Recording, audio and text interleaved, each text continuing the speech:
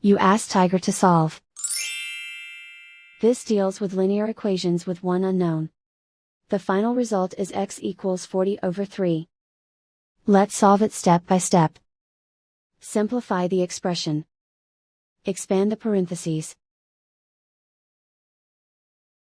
Group like terms. Simplify the arithmetic. Group all x terms on the left side of the equation. Add x to both sides. Group like terms. Simplify the arithmetic. Group like terms. Simplify the arithmetic.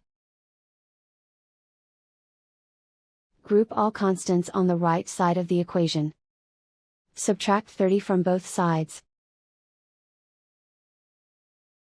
Simplify the arithmetic.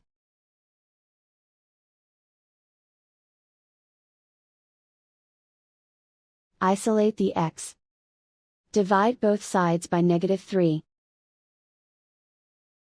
Cancel out the negatives.